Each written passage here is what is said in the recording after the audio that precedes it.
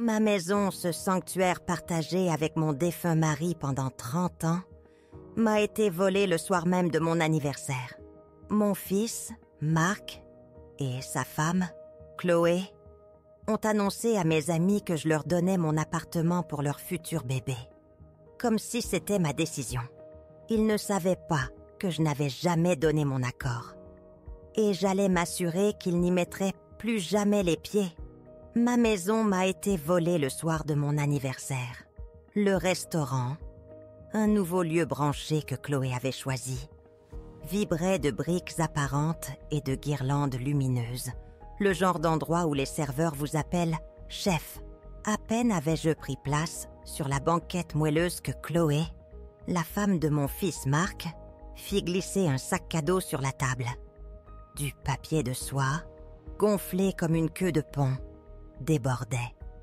À l'intérieur, un petit body de bébé imprimé proclamait « la meilleure des mamies ». Nous pensions qu'il était temps, gazouilla Chloé, son sourire d'une douceur éclatante et apprêtée. Ses yeux, d'habitude si vifs, s'écarquillaient avec une innocence. Marc, assis à ses côtés, hocha la tête d'un air trop calme, trop rodé. « Oui, fit-il écho, surtout qu'on aura bientôt plus d'espace. » Je clignais des yeux, perplexe. Plus d'espace? Mon regard oscilla entre eux. Chloé se pencha, sa voix se faisant un murmure conspirateur, mais assez forte pour que le petit groupe d'amis réunis autour de notre table puisse capter chaque mot. « Nous sommes tellement reconnaissants que tu aies accepté, Éléonore. Honnêtement, toutes les mères ne seraient pas aussi généreuses. » Un silence soudain et glacial s'abattit sur notre table, le bourdonnement ambiant du restaurant semblant s'estomper. Mes sourcils se froncèrent. « Accepter quoi ?» La question se forma sur ma langue, mais avant que je puisse la prononcer, Marc se leva de sa chaise, une cuillère brillante tapant contre son verre de vin. Le tintement sec transperça l'air, exigeant l'attention. « Puis-je avoir votre attention un instant ?» annonça-t-il, sa voix portant juste assez pour que les serveurs éloignés marquent une pause, leur plateau en suspens. Ce soir, il ne s'agit pas seulement de célébrer l'anniversaire de ma formidable maman. C'est aussi le signe d'un grand changement pour notre famille. Chloé, d'un geste fluide et rodé, sortit son téléphone, le petit voyant rouge de son appareil photo clignotant. Marc rayonna devant l'objectif. « Nous emménageons dans l'appartement de maman », déclara-t-il, sa voix résonnant d'une fausse jovialité. « C'est logique, elle n'a plus besoin de tout cet espace. Et nous fondons une famille. C'est un tel cadeau, honnêtement, tellement généreux. Levons nos verres à la femme qui a rendu cela possible. » Un chœur de tintements polis remplit le silence. Ma fourchette, lourde d'une bouchée de saumon oublié, pendait mollement dans ma main. Je ne pouvais pas bouger. Les yeux de Marc rencontrèrent les miens, son sourire trop large, trop forcé. N'est-ce pas, maman? La pression dans la pièce s'intensifia, se refermant comme un piège. La caméra de Chloé resta fixée sur mon visage. Tout le monde à table, des amis que je connaissais depuis des années, me fixaient, attendant ma réaction. Mon cerveau se figea. Je me sentais comme une actrice, projetée sur scène au milieu d'une pièce pour laquelle je n'avais jamais auditionné. Le projecteur impitoyable, un sourire tremblant et forcé, s'étira sur mes lèvres. Je levai mon verre de vin, pris une gorgée du liquide tiède et insipide qui avait soudain un goût de cendre, et priai pour que le moment passe. Il ne passa pas. Pas vraiment. La conversation reprit autour de moi, mais le lourd manteau de leur annonce choquante s'accrochait à moi, un suaire humide. Mon sang se retira, laissant mon visage froid. Le repas de fête se transforma en carton dans ma bouche. Chloé, inconsciente ou indifférente, se lança dans ses grands projets pour mon appartement.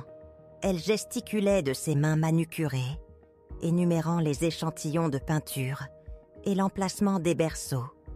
mentionnant nonchalamment qu'il fallait enlever ses rideaux de vieille dame. Son rire, léger et aérien, me hérissait les nerfs. « Bien sûr, on te laissera venir nous voir », ajouta-t-elle, comme si elle accordait une faveur. « Tu pourras toujours garder tes plantes sur le balcon si tu veux. Marc, toujours son écho, renchérit. On te donnera tout le temps nécessaire pour déménager. Pas de pression. » Ils n'avaient pas demandé. Ils avaient décidé, déclaré, annoncé à mes amis que ma maison, le lieu que j'avais partagé avec mon défunt mari pendant 30 ans, où j'avais élevé Marc, pleuré, dormi et même réparé une canalisation éclatée de mes propres mains, était maintenant leur première chambre d'enfant. À mi-chemin du dessert, le goût métallique de la trahison trop fort à avaler, je marmonnais une excuse, prétextant un malaise. Marc me lança un regard entendu, sous-entendant que je faisais du théâtre, mais je leur dis simplement que j'avais besoin d'air. Chloé proposa de commander un VTC. Je refusais. Je marchais 3 pâtés de maison avec des talons que je n'avais pas portés depuis des années, les rues de la ville se brouillant, jusqu'à ce que mes orteils s'empoulent et qu'une brûlure aiguë et familière s'allume dans ma poitrine. C'était le seul moyen de faire taire les cris dans ma tête. Lorsque j'atteignis mon immeuble, la façade familière me parut étrangère, non sécurisée, pas la mienne. Je tâtonnais avec mes clés, verrouillais la porte, puis vérifiais encore et encore, comme si les verrous physiques pouvaient empêcher l'invasion émotionnelle. Leur voix résonnait dans l'espace silencieux. Le rire de Chloé à propos de mes rideaux. Le rejet désinvolte de Marc concernant mon besoin d'espace. Les photos de mon mari, d'ordinaire une source de réconfort, ornèrent l'étagère. Et soudain, elles ressemblaient à des avertissements, pas à des souvenirs. Je m'écroulais sur une chaise de cuisine, mes mains à plat contre la surface froide et impitoyable de la table. Je restais là près d'1 heure, incapable de bouger, incapable de penser au-delà du martèlement dans mes tempes. Quand finalement je bougeais, une étrange impulsion me guida vers un vieux tiroir, intouché depuis des mois. Il contenait les dossiers de mon mari, documents juridiques, testaments, contacts d'urgence. La dernière fois que je les avais consultés, c'était juste après ses funérailles. Au fond d'un dossier poussiéreux, je le trouvais. Un formulaire de procuration datant de 2 ans, signé lors d'un séjour à l'hôpital où j'avais eu une pneumonie. Le nom de Marc y figurait. Une vague froide de terreur m'envahit, me nouant l'estomac. À minuit, j'envoyai un message à mon avocate, Annette, lui demandant si c'était toujours valide. La réponse vint rapidement ce matin-là. Si vous ne l'avez pas révoqué, oui, il faut qu'on parle.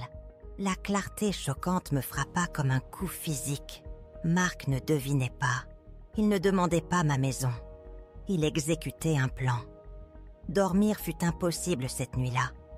Chaque fois que je fermais les yeux, je voyais le visage de Marc, froid et plein d'attente, alors qu'il teintait ce verre, annonçant ma dépossession. Il ne m'avait pas regardé avec amour, ni même hésitation, mais avec le regard détaché de quelqu'un qui encaisse un chèque.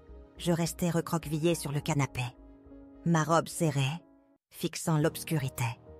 La voix de Chloé résonnant. « Nous sommes tellement reconnaissants que tu aies accepté. » Je n'avais jamais accepté, ni par des mots, ni par un seul regard. Mais je ne les avais pas arrêtés non plus. J'avais laissé la mise en scène se dérouler. Ce fut mon erreur. Et maintenant, les conséquences se propageaient, infectieuses. Le lendemain matin, le monde numérique confirma mes craintes. Chloé avait posté un « reel », des travelling lents de mon salon, accompagné d'une musique acoustique douce. Légendé, le début du prochain chapitre de notre famille. Dire adieu à la maison de mamie et bonjour, à notre nouveau chez nous. Mon canapé, mes bibliothèques, ma fenêtre avec ses rideaux en dentelle familier, tout exposé comme si c'était déjà à eux.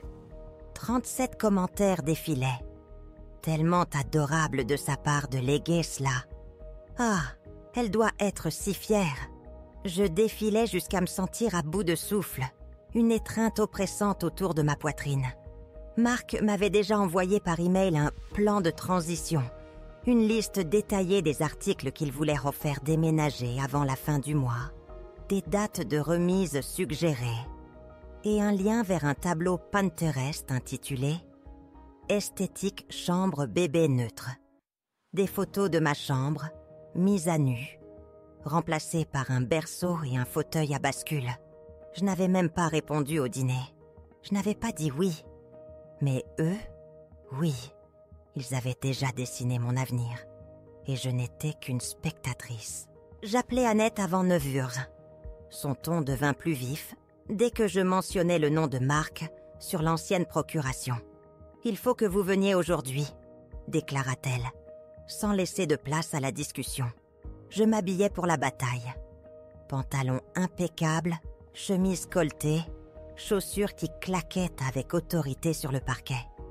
Je rassemblais chaque dossier, chaque acte, chaque papier jauni lié à mon nom. Annette, les lèvres pincées, feuillote les documents. Vous n'avez jamais révoqué cela, Éléonore. Techniquement, il a accès pour prendre certaines décisions en votre nom, si vous êtes jugé médicalement incapable. Mais je ne le suis pas, insistai-je, la voix faible. Correct, concéda-t-elle, son regard fixe. Mais s'il avait un médecin qui prétendait que vous montriez des signes de déclin de mémoire ou de confusion, même juste sur un formulaire, il pourrait l'utiliser pour vous contester en justice. C'est rare, mais cela arrive, surtout dans les litiges de propriété familiale. Mon estomac se serra. L'audace pure, le calcul froid, me laissaient sans voix. Elle me regarda par-dessus ses lunettes, son expression grave. Nous devons révoquer cela maintenant. Et vous devez être extrêmement prudente avec ce que vous dites et signez. Tout doit passer par moi. Comprenez-vous? Je me contentais d'acquiescer, me méfiant de ma propre voix. Quand je rentrais chez moi cet après-midi-là, ma clé se bloqua dans le portail d'entrée. Pendant 2 longues minutes, je la manipulais, la tournais, une vague de panique montant, jusqu'à ce que je réalise que la serrure était juste raide à cause du froid. Je me sentis ridicule. Pourtant, une pensée terrifiante me transperça. Avait-il déjà changé les serrures? Cette nuit-là, ma cuisine resta intouchée. Pas de cuisine, pas de ménage. Je m'assis à table, stylo en main, listant méticuleusement chaque sacrifice financier que j'avais fait pour la vie d'adulte de Marc, les frais de scolarité que j'avais couverts, les fleurs et le traiteur du mariage que j'avais payé, le prêt d'urgence pour leur traitement de FAV qui ne s'était jamais concrétisé. Un mensonge stratégique, il s'avéra. Ils avaient utilisé le mot « bébé » comme une clé, sachant que cela déverrouillerait ma générosité. Et maintenant ça, j'entrais dans ma chambre, ouvrant le placard. De vieux albums photos se trouvaient sur l'étagère supérieure. J'en tirai un, feuilletant les pages familières. Marc dans son petit uniforme de ligue, Chloé souriant de ses dents parfaites à leur fête de fiançailles. Mon mari et moi trinquant avec des flûtes de champagne dans ce même appartement. Je refermai le livre, puis pris mon téléphone. J'envoyai un message à Marc, une phrase directe. On doit parler, et pas par des annonces ou des tableaux Pinterest. 4 longues heures passèrent ma réponse. Quand sa réponse vint enfin, ce fut un simple emoji pouce levé. C'est là que je sus, avec une certitude glaçante qui me transperça jusqu'aux os. Je n'étais plus sa mère, j'étais son obstacle. Une porte verrouillée, un nom sur un acte de propriété, quelque chose qu'il devait écarter. Et il n'allait plus demander. Ce qu'il ne réalisait pas, cependant, c'était que cet obstacle commençait tout juste à riposter. L'emoji pouce levé fut une gifle. Il arriva 4 heures après mon texte direct, Une fin de non-recevoir désinvolte, confirmant mes pires craintes. Il ne demandait pas. Il ordonnait. 3 jours plus tard, une fine enveloppe glissa sous ma porte d'appartement. Pas de coup, pas de son au-delà du léger frottement du papier. À l'intérieur, intitulé « Accord préliminaire de transfert, propriété résidentielle », il y avait des lignes pour Marc et Chloé. Mon nom était aussi là, attendant une signature. Une note tapée, clairement pas de Marc lisait, pas de précipitation, juste besoin de s'assigner avant vendredi pour avancer avec les approbations bancaires. Merci encore, maman. Approbation bancaire. Ils utilisaient déjà ma maison comme levier. J'appelais Annette. Sa voix était calme mais ferme. Il avance comme si c'était déjà à lui. Si vous signez ça, c'est fini. Détruisez-le. Ne répondez pas. N'engagez rien par écrit. C'était une trace écrite, conçue pour faire paraître ma participation volontaire. Ce soir-là, je fouillais mes vieux dossiers, cherchant des réponses. Je le trouvais. Une directive médicale datant de mon séjour à l'hôpital pour pneumonie il y a 2 ans. Cachée parmi des formulaires de standard, se trouvait une désignation d'autorité limitée. Marc, mon mandataire pour les décisions financières en cas d'incapacité. Je me souvenais qu'il l'avait apporté, branché à une intraveineuse. Juste signe ça, maman, pour l'assurance. Je ne l'avais pas lu. J'avais juste signé. Annette le confirma. Un médecin, une seule allégation de déclin de mémoire. Et il pourrait geler mes biens, me contester en justice. Mon esprit vacilla. Sa mise en scène d'anniversaire. Chloé filmant. La narration au passé. Maman a accepté. Elle nous laisse faire. Ce n'était pas maladroit. C'était rodé. Répété. Un récit glaçant qu'ils avaient construit dans mon dos et que j'avais involontairement permis. Je les avais laissés faire. Les implications me firent frissonner de froid, serrant ma poitrine d'une angoisse que je n'aurais jamais cru possible. Il ne s'agissait pas seulement de ma maison. Il s'agissait de ma propre raison. De mon être même. Comment se sent-on quand ceux en qui l'on avait le plus confiance se révèlent être les architectes de nos peurs les plus profondes? Dès le lendemain matin, je commençais à démanteler leurs plans. Mon premier appel fut pour Annette. Avant midi, la procuration de Marc était officiellement révoquée. Je passais la journée à bloquer mon crédit, sécuriser chaque compte bancaire et changer tous mes mots de passe. Marc disparut de mes contacts d'urgence. Toutes les interactions futures, je le jurais, seraient par écrit, chaque message enregistré, chaque email sauvegardé. J'arrêtais les somnifères et le vin. Mon esprit devait être vif. Mon journal devint une forteresse, détaillant méticuleusement chaque appel, chaque pensée, avec des orodatages et des échantillons d'écriture. Preuve de ma lucidité. Je n'étais pas paranoïaque, j'étais traquée. Ce soir-là, une vieille peur refit surface. Ma clé se bloqua dans le portail d'entrée. Pendant 2 minutes angoissantes, une angoisse glaciale m'étreignit. Aurait-il déjà changé les serrures? C'était juste raide, une fausse alerte. Mais la pensée glaçante persista. Marc avait toujours un double des clés. Le gardien d'immeuble le confirma plus tard, prétendant qu'il prenait de mes nouvelles. Je déposai immédiatement une demande formelle de changement des serrures. Un acte de défi silencieux. Tous les documents importants furent rangés dans un coffre métallique, caché sous mon lit. Chaque nuit, je dormais d'un sommeil léger, à l'écoute, à l'affût. Je n'étais plus une victime, j'étais une stratège, prête à les démasquer. Que perdons-nous de nous-mêmes quand la confiance devient une arme retournée contre nous? La sonnette retentit 2 jours plus tard. Un sursaut strident dans l'appartement silencieux. Je regardais par le judas.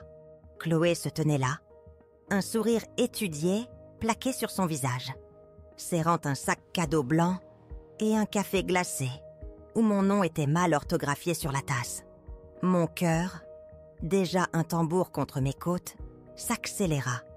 J'ouvris la porte à moitié, juste assez pour être vue, pas assez pour l'inviter à entrer. J'ai juste pensé passer faire un coucou. Gazouilla-t-elle, sa voix dégoulinant d'une innocence mielleuse. Je voulais prendre de tes nouvelles, et je t'ai apporté ton café noisette préféré, avec des glaçons en plus. Elle tenta de me pousser la tasse dans la main, mais je ne bougeais pas, mon bras restant figé contre l'encadrement de la porte. « Tu n'as pas envoyé de message d'abord ?» déclarai-je, ma voix plate, dénuée de la chaleur qu'elle attendait. Elle rit légèrement, un frisson désinvolte. J'ai pensé que ce serait sympa de passer. Tu as été silencieuse. Elle essaya à nouveau de me tendre le café. Et comme je ne bougeais toujours pas, elle me tendit finalement le sac cadeau à la place. « Ce sont des vitamines », confia-t-elle, les yeux grands ouverts, comme une enfant sur le point de partager un secret palpitant. Des prénatales. On espère. Mais tu savais déjà. Je clignais des yeux, feignant la surprise. Tu es enceinte ? Chloé plaça une main dramatiquement sur son ventre, comme si elle était déjà enceinte. Juste quelques semaines. On n'allait rien dire. Mais après le dîner, elle baissa les yeux, créant un moment de fausse émotion. Puis rencontra mon regard avec un sourire larmoyant. Ça a tellement compté que tu nous aies donné ta place. On a l'impression que c'est un signe. Elle n'était pas enceinte. Je le sus à l'instant même où elle prononça ces mots. Ses yeux, d'habitude si calculateurs, étaient trop vifs, trop avides, trop en attente de ma réaction. C'était une performance soigneusement répétée. Plus tard, quand je m'écartais finalement, la laissant s'introduire, une erreur momentanée que je regrettais aussitôt, elle se dirigea directement vers la cuisine. Elle ouvrit mon réfrigérateur, en sortit une eau pétillante et la but sans un regard sur l'étiquette.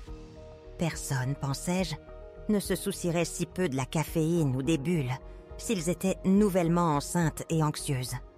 Mais je ne dis rien. Je me contentais de regarder. Elle commença sa visite. Chloé traversa mon appartement comme s'il lui appartenait déjà. Ses pas légers et possessifs. Elle parla de l'emplacement du berceau, de la façon dont elle repeindrait les murs, comment elle pourrait même abattre l'étroit placard du couloir pour ouvrir l'espace. Je restais debout dans le coin du salon, figée, témoin silencieuse du réaménagement de ma vie. Elle réaménageait ma maison dans sa tête, commentant les meubles qui valaient la peine d'être gardés, ses doigts traçant les contours de ce qui était à moi. « Cette étagère !» annonça-t-elle, faisant courir ses doigts sur le dessus poussiéreux du vieux bois. « On peut la donner, non ? Elle est un peu démodée. » Ma gorge se serra. Mon mari a construit cette étagère de ses propres mains, déclarai-je, ma voix basse. Il y a 31 ans. Elle m'ignora. Un art consommé. Chloé poursuivit son invasion, ouvrant des tiroirs, jetant un coup d'œil dans la buanderie, son regard évaluant, dédaigneux. Je la suivais, une ombre dans ma propre maison, jusque dans le couloir. On devrait probablement transformer cette pièce en chambre de bébé le plus tôt possible, dit-elle, désignant ma pièce de couture. Tu sais, avant que tu ne te fatigues à monter les escaliers, les bébés ont besoin d'un environnement calme, pas de désordre. C'est alors que quelque chose en moi céda enfin. Pas un cri, pas un hurlement, mais une colère sourde et brûlante qui se mua en résolution. Je demandai, ma voix d'un calme trompeur, « Chloé, quand votre médecin a-t-il confirmé la grossesse ?» Elle cligna rapidement des yeux, prise au dépourvu. Puis elle rit, un son cassant et maladroit. « C'est tôt, Éléonore, trop tôt pour les tests. Je le sais, c'est tout. » Donc pas d'échographie, pas d'analyse de sang ?» insistai-je, mon regard inébranlable. On y va lundi, » balbutia-t-elle, son aplomb se fissurant. « De toute façon, tu seras la première à le savoir. » Évidemment. Le mot résonna dans mes oreilles, un écho de l'insulte du dîner. Je la regardais emporter son eau pétillante dans le salon, les yeux rivés à son téléphone, son sac à main posé ouvert sur le comptoir de la cuisine. À l'intérieur, une pochette en carton dépassait. J'attendis d'entendre la porte de la salle de bain se fermer. Rapidement, je me dirigeais vers le comptoir. Quand je jetai un coup d'œil dans son sac à main, je vis des copies du plan de mon appartement, méticuleusement réétiqueté, avec de nouveaux emplacements de meubles. En dessous, une estimation immobilière imprimée de la valeur actuelle de ma maison. Mon souffle se coupa. Elle ne préparait pas la propriété pour qu'ils emménagent. Elle la préparait pour la revendre, peut-être même à quelqu'un d'autre.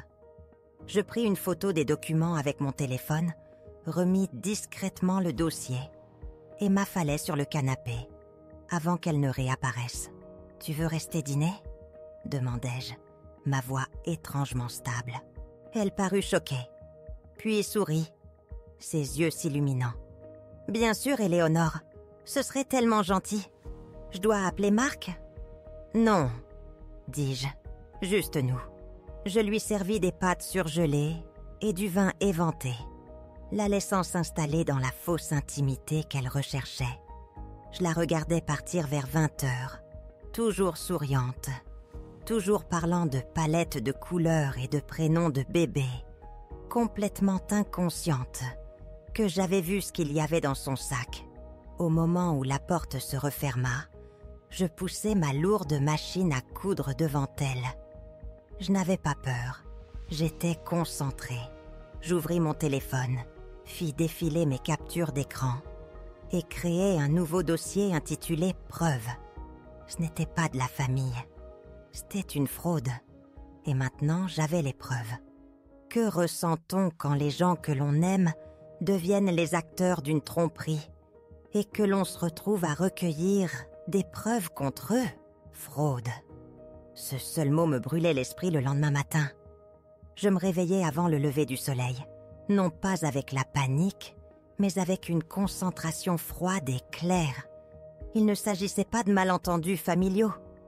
Il s'agissait d'une tromperie pure et simple. Je commençai à faire mes valises, non pas avec des cartons pour leur plan de transition, mais avec des informations. Mon téléphone me semblait une extension de ma propre résolution. Mon premier appel fut pour Iris. C'était une vieille amie, une agente immobilière à la retraite qui habitait maintenant 3 villes plus loin, s'occupant principalement de ses roses et ignorant les messages de son ex-mari. Iris ne demanda pas pourquoi j'appelais à 6h11 du matin. Sa voix, rauque de sommeil, dit simplement « Parle-moi ». Et je le fis. Je lui racontai tout, méticuleusement. L'humiliation du dîner d'anniversaire, la procuration cachée, la fausse grossesse de Chloé, les plans d'appartement dans son sac. Je lui exposai le récit falsifié qu'ils essayaient de tisser. Un conte de fées familial cruel. Iris écouta sans une seule interruption. Son silence une présence réconfortante, à l'autre bout du fil. Quand j'eus fini, un long silence s'étira entre nous, brisé seulement par le faible gazouillis des premiers oiseaux devant ma fenêtre. Puis, la voix d'Iris, maintenant complètement éveillée, coupa le silence. « Éléonore, dit-elle son ton ferme, il faut que tu partes, avant qu'il ne réalise que tu as compris. » Elle proposa son aide. Iris connaissait du monde, un réseau d'acheteurs privés qui ne traitaient qu'en espèces, hors marché. « Tu obtiendras un peu moins, » prévint-elle. Mais cela les empêchera d'interférer ou de contester la vente avant qu'elle ne soit conclue. J'acceptai immédiatement. L'idée d'une sortie rapide et silencieuse, non souillée par leur manipulation, me parut être une bouée de sauvetage. Pendant les 3 jours suivants, je devins une maîtresse de la dissimulation. Je fis l'ignorante. Mes messages à Marc étaient courts, en apparence amicaux. Je aimais les nouvelles photos de chambre de bébé de Chloé sur Instagram, commentant même une particulièrement mièvre sur l'héritage familial. Je postais des photos de mes propres dîners, simple pain de viande et purée, avec des légendes sur le fait que rien ne valait la cuisine maison. Je voulais qu'il croie que j'étais toujours docile, toujours douce, toujours la mamie qu'il pensait pouvoir manipuler facilement. Pendant ce temps, mon véritable travail commença. Je réservais une inspection pour un petit chalet de 2 chambres qu'Iris m'avait trouvé. C'était à 2 régions de là, niché dans une tranquille ville de retraite, au bord d'un lac où personne ne me connaissait, où personne ne devait quoi que ce soit à Marc ou à Chloé. Les photos de l'annonce montraient une cuisine dépassée et une terrasse fissurée, mais je m'en moquais. C'était privé, c'était à moi. Le vendeur, un veuf cherchant à réduire sa taille, accepta de vendre en espèces, sans négociation. Nous nous serrâmes la main le lendemain. Pendant que Marc et Chloé pensaient que je regardais des émissions de cuisine ou que je planifiais ma prochaine visite de mamie, je coordonnais un virement bancaire, organisant les déménageurs pour les quelques meubles que je voulais réellement emporter. J'embauchais François, un homme de mon église avec un camion et un comportement discret. Il ne posa pas de questions. Il emballa soigneusement l'ancien équipement d'atelier de mon mari, la vaisselle de famille, les boîtes de photos du grenier, le tout en une seule journée. Je me rendis chez le gardien d'immeuble. « Je vais voyager indéfiniment », lui dis-je, ma voix posée. « Merci de ne rien partager avec ma famille sans mon autorisation expresse. » Il haussa les sourcils mais hocha la tête. Puis, au bureau de location, je changeai officiellement mon contact d'urgence pour Iris. Mon adresse postale fut redirigée vers une boîte postale dans la nouvelle ville. Le transfert de courrier réglé, avec une date de début aléatoire dans 2 semaines, pour éviter tout soupçon. J'appelais même la compagnie d'électricité et fixais une date de coupure, sous prétexte que je déménageais chez un parent pour une convalescence médicale. La femme au téléphone me présenta ses condoléances. Je ne la corrigeais pas.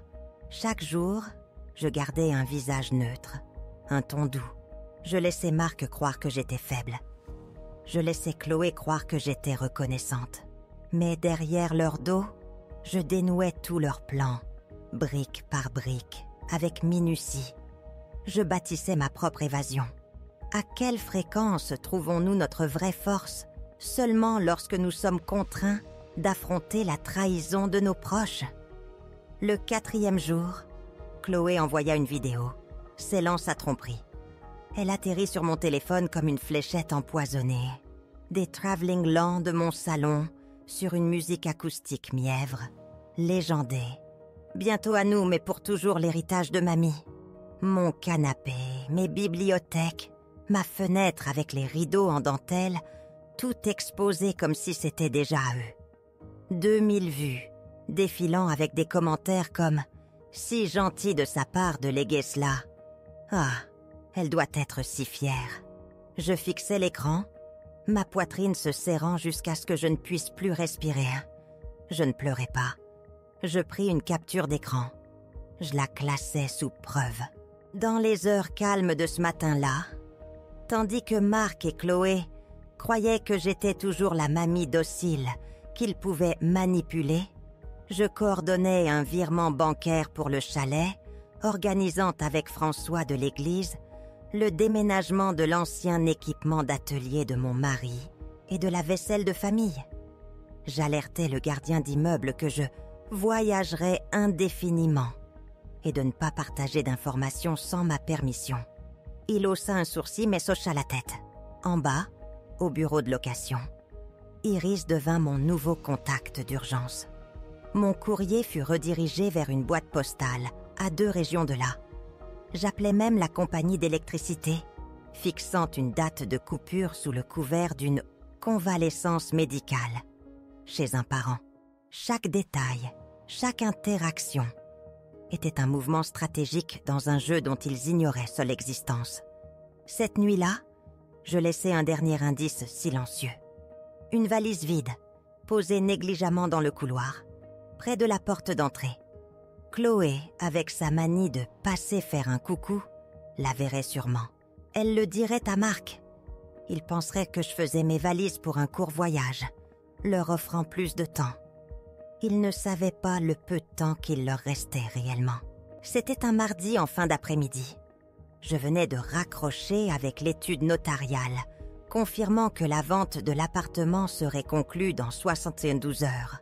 Paiement comptant, sans conditions suspensives, exactement comme Iris l'avait arrangé. Puis le coup retentit. Sec, insistant. Pas le genre poli. Je me tins dans le couloir, silencieuse, écoutant. Le coup revint, puis la voix tendue de Marc. « Maman, ouvre la porte !» Je ne bougeais pas. Je savais qu'il avait apporté sa clé. Je savais aussi que j'avais fait changer les serrures 2 jours plus tôt. Un détail que je n'avais mentionné à personne. J'entendis la clé s'essayer, échouer, gigoter, une pause, puis un martèlement plus lourd. « Maman, il faut que je te parle !» Je m'appuyais contre le mur, les bras croisés, le visage inexpressif. « On a su pour l'agence immobilière !» grogna-t-il, son ton changeant, devenant guttural. « Iris a appelé quelqu'un. On sait que tu vends l'endroit. Tu es sérieuse? Tu sabotes ta propre famille. Tu comprends ça? » Silence. Puis sa voix baissa. Plus calme. Une menace glaçante. « Si tu n'ouvres pas cette porte et ne parles pas comme une adulte, je te jure que je ferai ce qu'il faut légalement. » Il partit après cela. Mais il laissa quelque chose derrière lui. Une enveloppe glissée sous la porte, presque exactement comme l'accord de transfert que j'avais reçu quelques jours plus tôt. À l'intérieur se trouvait un avis formel, tapé et imprimé. Une demande de révision d'occupation transitoire, signée par un assistant juridique d'un cabinet que je ne reconnaissais pas.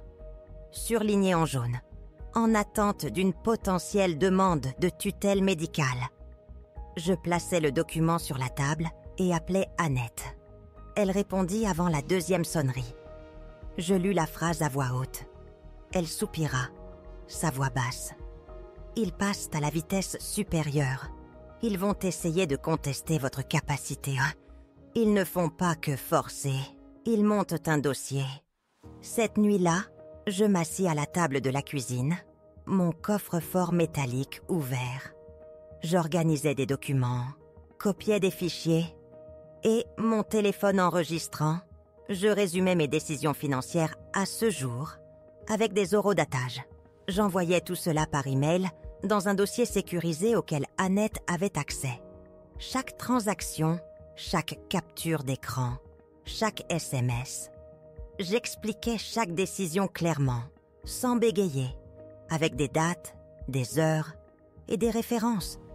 L'accord de vente, l'offre d'achat du chalet, le rapport d'inspection, tout devait être inattaquable. Je ne protégeais pas seulement mes biens, je protégeais mon esprit. Car dès qu'on vous dit que vous êtes oublieux, les gens cessent d'écouter ce dont vous vous souvenez réellement. Le lendemain, Chloé se présenta seule. Elle ne prit même pas la peine de frapper. Elle se tint juste dans le couloir, hurlant assez fort pour que les voisins jettent un coup d'œil à travers leur store. « On essaie de fonder notre famille, et tu es cruelle !» hurla-t-elle. « Tu avais dit qu'on aurait une maison, tu avais dit qu'on était les bienvenus. » Elle sortit son téléphone, et je vis la petite lumière rouge clignoter. Elle filmait. J'ouvris la porte juste assez pour être vue. Pas assez pour que sa voix soit clairement entendue à l'intérieur. Et je ne prononçais qu'un seul mot. Part. Sa vidéo ne capta que cela. Elle en larmes. Moi, l'air froid. Cette nuit-là, une vidéo fut mise en ligne sur son compte, intitulée « Quand la famille vous trahit, une grossesse sans foyer ». Elle avait une musique douce, des fondus enchaînés lents et plus de 4000 mentions « j'aime » en quelques heures. Les gens commentaient « Comment une mère peut-elle faire ça ?» Comportement dégoûtant d'une accapareuse de la génération « boomer ». Elle ne mérite pas de petits-enfants. Je pris des captures d'écran de tout, sauvegardais chaque publication et envoyais le tout à Annette. N'est-ce pas glaçant lorsqu'un récit construit sur des mensonges prend plus d'ampleur qu'une vie de vérité. Le poids du monde me parut lourd entre les mains, alors que je défilais le long de la trahison fabriquée par Chloé. 4000 mentions « j'aime », des commentaires de plus en plus nombreux d'étrangers et de connaissances. Comment une mère peut-elle faire ça? Comportement dégoûtant d'une accapareuse de la génération boomer. Elle ne mérite pas de petits-enfants. Chaque mot était un coup calculé, tordant la vérité en une arme. Je sauvegardais chaque publication, chaque commentaire ignoble, transmettant le tout à Annette. Ce n'était pas seulement une attaque personnelle, c'était une diffamation publique, conçue pour m'isoler, pour me forcer à la docilité. Le lendemain, le message de Marc arriva, abrupt et dénué de chaleur. Si tu veux éviter le tribunal, signe le document 6 juin et on oubliera tout ça. C'était un PDF, l'accord de transfert de propriété. Chloé l'avait signé, Marc l'avait signé. Mon nom, la seule ligne vierge restante, brillait de manière moqueuse sur l'écran. Il croyait sincèrement m'avoir acculé, que le poids de l'opinion publique et des menaces légales me briserait. Je transmis le PDF à Annette, sans même l'ouvrir. Un acte de défiance silencieux. Puis, mes doigts hésitèrent au-dessus du clavier, avant que je ne tape ma réponse à Marc. Mon premier message depuis des jours. Et ce serait le dernier pour longtemps. Vous serez notifié dans la semaine. Ne me contactez plus. D'une dernière pression délibérée du pouce, j'éteignis mon téléphone. L'écran devint noir, et avec lui, la connexion au monde qu'ils habitaient. Un monde que j'étais sur le point de laisser derrière moi. Au coucher du soleil, mes valises étaient faites. Pas la valise vide que j'avais laissée en leur, mais mes véritables affaires, soigneusement choisies. Mes clés gisaient sur le comptoir, prêtes. Un mot pour les nouveaux acheteurs, glissé sous un aimant sur le frigo. Tout est à vous maintenant, sauf le silence que j'emporte avec moi. Je partis à 4h35 du matin, juste avant que le ciel ne commence à changer. Quand les rues étaient calmes et que le seul bruit était le doux roulement de ma valise à roulettes traversant le trottoir fissuré devant l'appartement où j'avais vécu pendant 32 ans. Je ne me retournais pas. L'immeuble familier en briques, autrefois symbole de confort et de stabilité, me semblait maintenant une cage dont je m'échappais enfin. L'air, vif du froid de l'aube, emplit mes poumons, une bouffée de liberté que je n'avais pas réalisé que je retenais. Iris me retrouva 2 communes plus loin. Elle attendait dans un petit restaurant routier. L'arôme du café éventé et du bacon grésillant emplissant l'air. Elle m'offrit un mug de voyage de café chaud et un sourire qui disait tout ce qu'elle ne pouvait prononcer à voix haute. Ses yeux, fatigués mais bienveillants, portaient une compréhension silencieuse. Le chalet était à 4 heures de route, un sanctuaire en attente. Nous roulâmes la plupart du temps en silence, les kilomètres défilant. Chacun un pas de plus loin de l'étouffante emprise du passé. À mesure que les lumières de la ville s'estompèrent derrière nous, remplacées par l'obscurité vaste et ouverte de la campagne, une sensation de légèreté commença à s'installer en moi. Je me tins près d'un lac entouré d'arbres et de silence.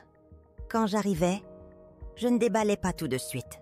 Je me contentais de rester debout dans la cuisine vide et d'expirer si profondément que j'eus l'impression d'avoir retenu mon souffle pendant des mois. L'air dans le chalet était pur, sentant le pin et la terre humide. Pas d'écho du rire de Chloé, pas de murmure fantôme des exigences de Marc, juste le silence. 3 jours plus tard, après que les aspérités de mon évasion se furent légèrement adoucies, j'allumai enfin mon téléphone. L'écran explosa de notifications. 37 appels manqués, 19 messages vocaux, plus de 60 SMS. La plupart venaient de Marc, quelques-uns de Chloé. Puis un flot glaçant de messages de numéros que je ne reconnaissais pas. Les messages de groupe me nouaient sur l'estomac. Des cousins, des amis de la famille. Même ma propre sœur avait été entraînée dans leur drame fabriqué. Des captures d'écran que Chloé leur avait envoyées, montrant la vidéo déformée de moi la chassant, défilèrent sur mon écran. Marc avait rédigé un long message, détaillant comment je les avais abandonnés, comment j'avais volé leur maison sous leur nez, juste au moment où leur bébé allait arriver, comment j'avais fui comme une lâche. Le mensonge du bébé était toujours en pleine puissance. Et pire encore, les gens y croyaient. Je ne répondis à aucun message, mais je les lus tous, la déception me frappant comme de l'eau froide, gelant ma détermination. Des gens que j'avais reçus pour les fêtes, aidés avec leurs factures, appelés quand leurs parents avaient failli mourir, disaient maintenant des choses comme « J'espère que tu vas te ressaisir » ou « La famille doit rester unie ». Il était clair que Marc ne se contentait pas de réécrire notre histoire. Il se posait en victime, orchestrant un récit qui me dépeignait comme la méchante. Mais alors, un message inattendu apparut, coupant le bruit ambiant. Ma nièce, Mélissa, celle qui n'avait jamais aimé Chloé, m'avait envoyé un message privé. « Tante Éléonore, je ne crois rien de tout ça. Tu vas bien ?» Mes yeux s'embuèrent. Mais je ne pleurais pas. Je répondis simplement « Oui, en sécurité. » Et c'est terminé. Elle renvoya un emoji cœur et dit « Appelle-moi si tu as besoin de renfort. » C'était un petit geste, mais il me rappela que tout le monde n'était pas dupe, que certaines loyautés étaient plus profondes que les apparences, offrant une lueur d'espoir tranquille au milieu de la glaçante réalisation que certaines batailles, une fois livrées, ne se terminent jamais vraiment. Comment trouver la paix quand le tissu même de la loyauté familiale a été déchiré, nous laissant reconstruire notre monde seul? L'emoji cœur de Mélissa, un petit phare de loyauté, réchauffa quelque chose de profond en moi. Cela me rappela que tout le monde n'était pas dupe, que certaines connexions étaient plus profonde que le drame superficiel que Marc et Chloé orchestraient. La compréhension silencieuse, le soutien tacite, me parurent une petite victoire. Le lendemain, Annette appela. Sa voix, d'habitude si précise, portait une note de satisfaction tranquille. « C'est fait, Éléonore », confirma-t-elle. « La vente est conclue. Fonds transférés, acte déposé légalement. L'appartement n'est plus à vous. Et plus important encore, il n'a jamais été à Marc. » Je sentis un poids physique se lever de mes épaules, un fardeau de décennies que je n'avais pas réalisé que je portais. « Et les menaces de tutelle ?» demandai-je. Ma voix à peine un murmure. Annette gloussa doucement. « Ils ne risqueront pas de déposer de dossier maintenant. Vous les avez complètement déjoués. Le récit social qu'ils construisent ne tiendra pas devant les tribunaux une fois que nous présenterons la vraie chronologie. Vous devriez mettre à jour votre testament immédiatement, juste comme mesure finale. » Je souris, d'un sourire sincère et libéré. « Déjà fait, Annette.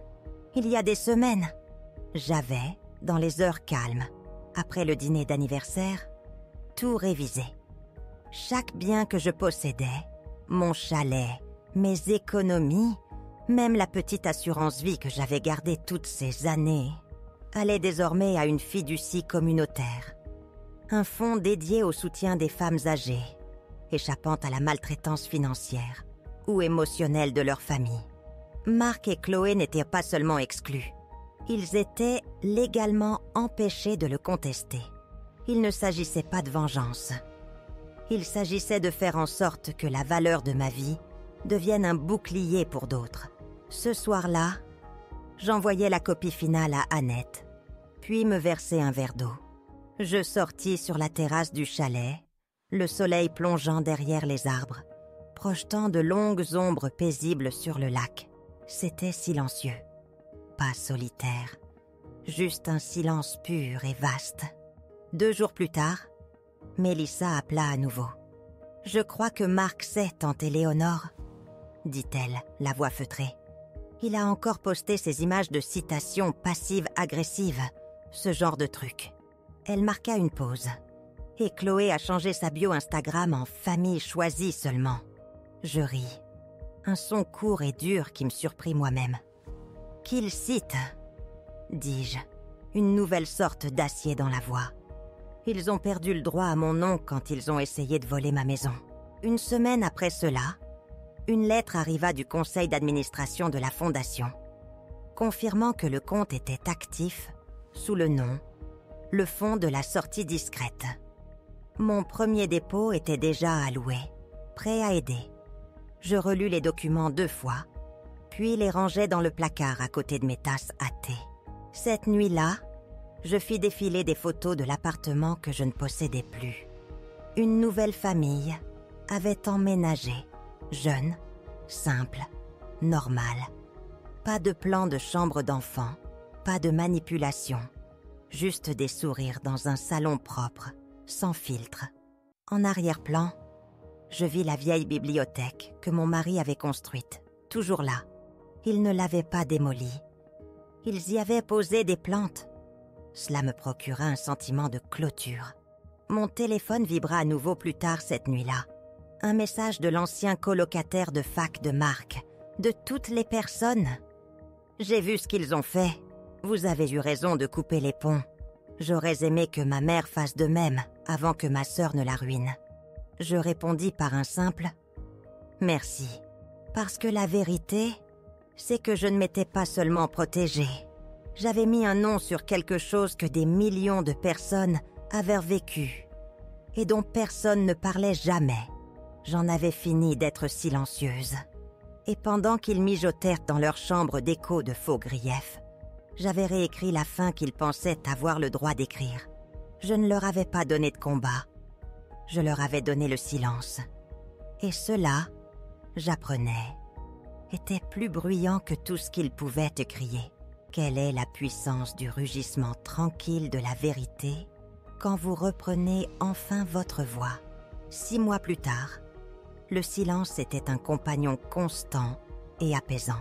Je me tenais sur la terrasse arrière de mon chalet, pieds nus, mes mains enroulées autour d'un mug chaud de tisane à la menthe infusée de la jardinière que j'avais construite moi-même. Une ligne d'oiseaux traçait le ciel au-dessus du lac comme un fil tiré, sans effort et libre. Marc et Chloé ne m'avaient pas contacté depuis plus de 2 mois. Pas depuis que la dernière notification légale était passée, les excluant de toute question d'héritage ou de succession. Ils n'avaient pas contesté le testament. Ils n'avaient pas réessayé. Je crois qu'ils avaient enfin compris que j'étais partie. Pas seulement physiquement, mais entièrement. Comme si la version de moi qu'ils avaient autrefois manipulée avait fait ses valises et disparu pour toujours. Mes journées se déroulaient différemment maintenant. Les matins au jardin, les après-midi à faire du bénévolat au centre communautaire, les soirs à apprendre à jouer aux échecs avec Claire, ma nouvelle voisine, qui jurait que j'avais un instinct de tueuse caché sous toute ma politesse. J'avais fait des amis, des vrais, qui ne parlaient jamais d'argent, qui ne souriaient pas seulement quand ils avaient besoin de quelque chose. Le chalet était devenu mon sanctuaire. Plus qu'une retraite, c'était un nouveau départ. Je cuisinais à nouveau, savourant chaque odeur, chaque saveur.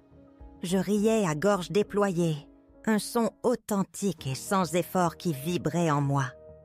Je dormais sans serrer mon téléphone comme une arme. La peur de leur prochain coup enfin disparut. La veille de mon anniversaire, une lettre de Mélissa arriva, glissée dans ma nouvelle boîte postale. Une photo de sa fille nouveau-née, un petit paquet parfait, et une note qui disait simplement « Si elle grandit pour être à moitié aussi forte que toi, j'aurai réussi quelque chose. » Je l'épinglais au frigo avec un aimant en forme de tournesol et pleurais ces larmes silencieuses qui ne piquent pas, celles qui emportent les derniers restes de quelque chose. Ce soir-là, je m'assis à table et fis un chèque à un foyer qui aide les femmes âgées fuyant le contrôle financier. Je le signais, le scellais avec les mots « Faites-en bon usage ». Une promesse silencieuse aux femmes que je ne rencontrerai jamais. Le soleil plongea derrière les arbres, peignant le ciel de teintes oranges et violettes. Une douce brise fit vibrer les carillons éoliens que j'avais accrochés à un vieux crochet en pin près du porche. Mon téléphone vibra une fois de plus. Un numéro inconnu. Je ne tressaillis pas. Je ne regardais même pas. Je l'éteignis et le glissai dans un tiroir. Je n'en avais plus besoin. Cette vie que j'avais bâtie, sans public, sans performance, sans personne applaudissant pour quelque chose qu'ils avaient contribué à briser, était enfin et sans équivoque la mienne. Le chalet était silencieux. Moi aussi.